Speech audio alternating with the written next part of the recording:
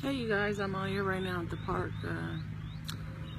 I got up today, I wanted to go work out, so I thought I would come work out at the park. And as I was working out, well, actually I got up, I wanted to go work out and go pray. I like to just get out when it's quiet, when it's a scenery like this. Let me show you my scenery. Scenery is like this, and it's quiet, and the birds are chirping, and I could just sit here for hours, lay out on a blanket and relax. This is like my safe haven. This is where I could pray. This is where I could pray at home too, but it's just so peaceful. I've been doing this since like my early 20s. I just love to go to the park and pray. But I want to talk to you guys today about, dreaming big. I've always been a speaker. I've always loved to talk. And, along the way, I kind of lost my confidence, and I didn't want to speak anymore. And people would tell me, I had the naysayers around me that would say I couldn't do it. And I remember going to a Trent Shelton conference and speaking with him, and people were saying, if you want to be a great speaker, you need to do Toastmasters, or you need to get a speaking coach. And I went and got a speaking coach, and I went to Toastmasters, and then I told myself, like, why am I paying somebody, and why am I going to a Toastmasters every Monday to do something or to learn a craft that God has already given me? It didn't make sense. And when I went to Trent Shelton's conference, I asked him, I said, did you ever do Toastmasters? Did you ever get a speaking coach? And he said no. And so it dawned on me. And I looked at his setup, and I looked at his seminar. His seminar was phenomenal. And in my mind, I said I could do this. I think this was like 2 or 3 years ago. But the confidence still wasn't there, And as I prayed about it, God began to build my confidence and my faith. And I said, you know what? Instead of trying to book speaking engagements and get people to come get me to speak, why don't I do my own speaking engagement? So it took me walking in faith to get out there to do what I was called to do. See, a lot of times people go through life trying to search for their purpose, and I have a lot of people that come to me and say they don't know what they're supposed to be doing. But I really believe that your purpose aligns with your passion, because your passion will push your purpose. And see, I've always loved to help people. I've always loved to help people. But when I was in my master's program, getting my master's for clinical psychology to be a marriage and family therapist, I knew that I didn't want to be confined to a 9 to 5. And I remember writing a paper and telling one of my professors that, being a therapist and seeing clients Monday through Friday, I felt like a bird with my wings clipped off, because I knew that it was more to what I was supposed to be doing. And I remember talking to some of my classmates in my cohort and telling them, I could see myself, selling out arenas and doing speaking engagements. And they kind of just looked at me. Some believed me, some didn't. But it wasn't a matter if they believed me or not. And so now I'm in a place where I'm actually walking in my purpose and fulfilling the vision that God has for me. Even when I wrote the book, Identifying and Breaking the Cycle, it riled a lot of people up. A lot of people in my family were mad. But what they didn't understand, the book was really about bringing people out of their bondage. And I use some of my own personal stories because I feel like I'm an open book. If my story and what I've been through, the things that I had to go through to tell someone else to get to the other side, then I'm all for it. I don't mind sharing my story with people if I feel like they're really in a place that they desire and really want to change. So I guess I said all that to say this, never let fear hold you back, because I was in a place of fear a long time. And when you're in a place of fear, you're stopping someone else from their blessings. Like, we don't believe that every decision we make affects someone else. Every decision that we make, that say I may think of something that I'm going to do today, and I don't realize the effect that it has 10 years later, and that it may affect someone. So me being in a place of fear and not walking in my purpose, I was holding other people back. Because you never know, you may be the voice that someone needs to hear.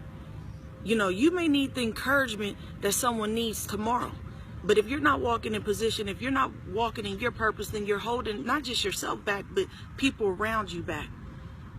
So my philosophy is dream big. Dream big and allow God to use you in every aspect of your life. Don't hold back. Joseph and Monique Smith, such an inspiration, woman of God. Thank you. You know, when I hear that, it's a blessing to me. I never want to be in a place where I'm cocky or arrogant and, you know, just do things to be seen.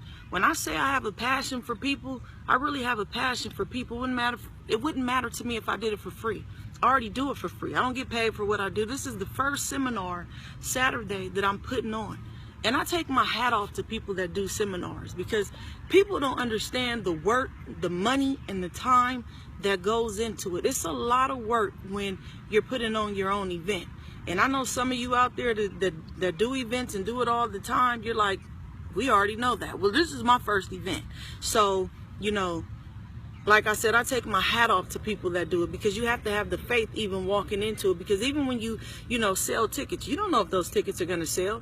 And you done spent money for the venue, money for merchandise, you know, money for things to give to the people that come out.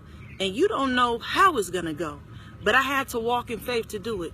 I had to walk in faith because I knew there are people out there that need it.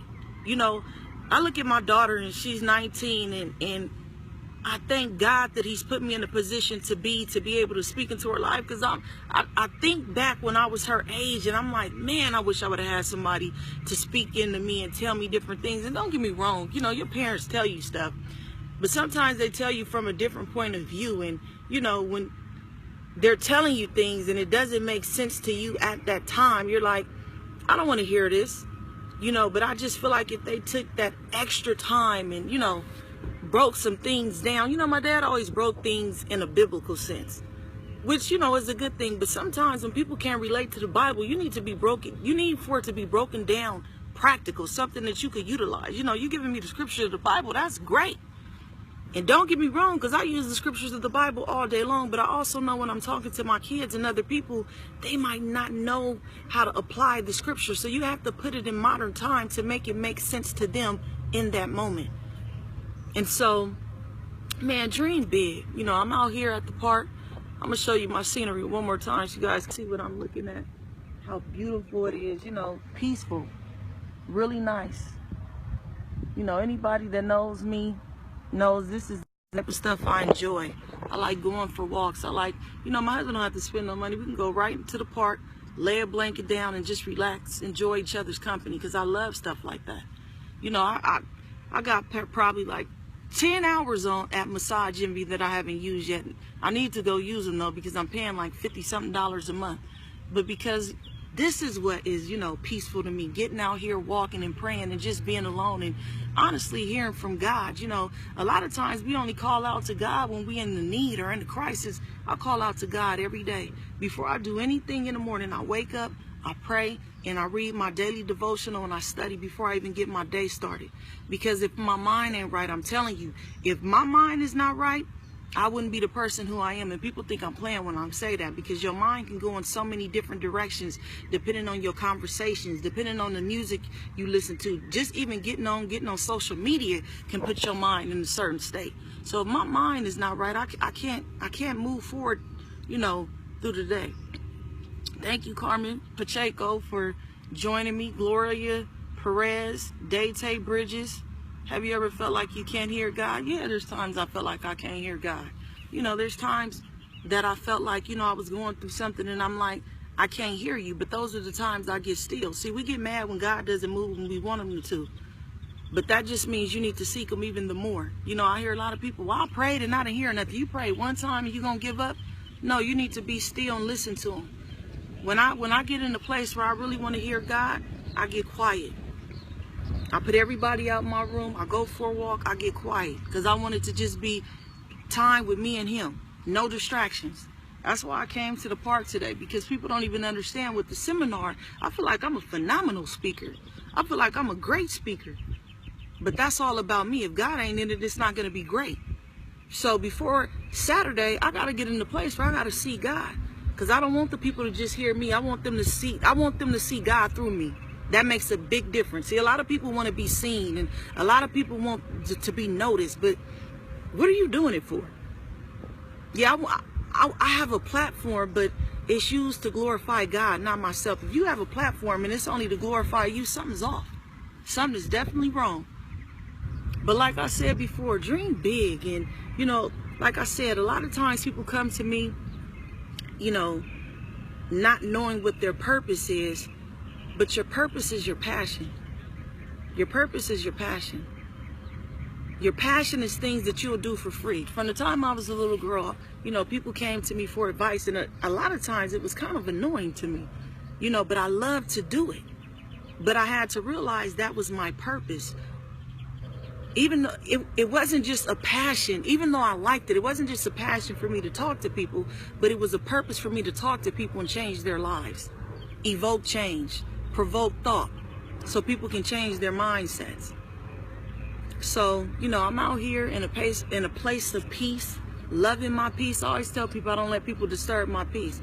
Family members and, you know, people around me get mad at times because if they call me with drama and gossip, you might get blocked or deleted off my page.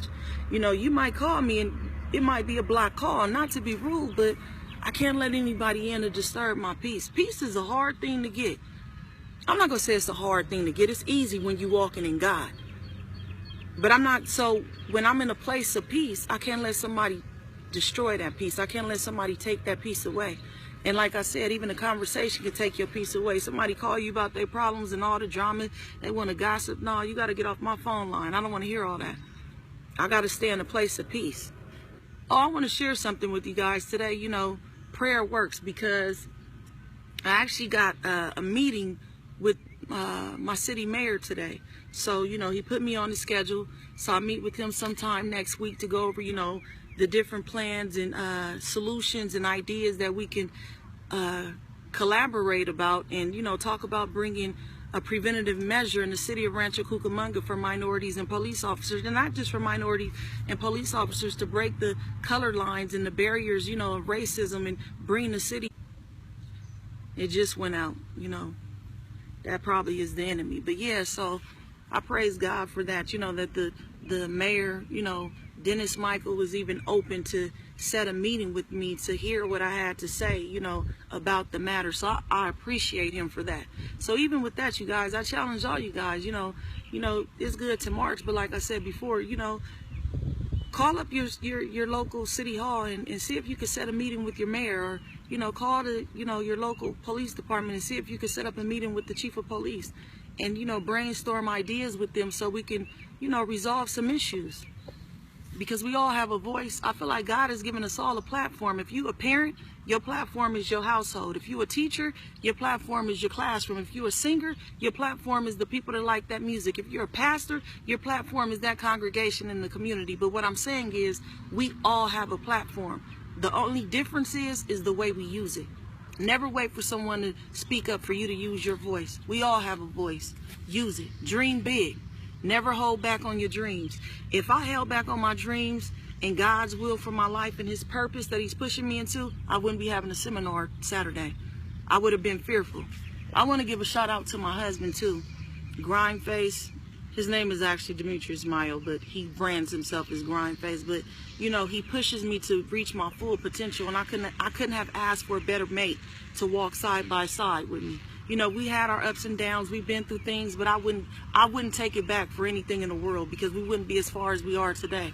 You know, I also want to, you know, tell my friend Lainey Lino. She lives all the way in Texas, and I was kind of discouraged about doing this seminar, and I was like, my husband was like, oh, you need to do it. People need to hear you speak. You're so powerful when you speak. And I'm like, I really don't know, because the sense of fear had set in. And, you know, I, talked to my friend about it, and she's been my friend since we've been 12 years old. And I said, I really don't want to do it because, what if only 5 people show up?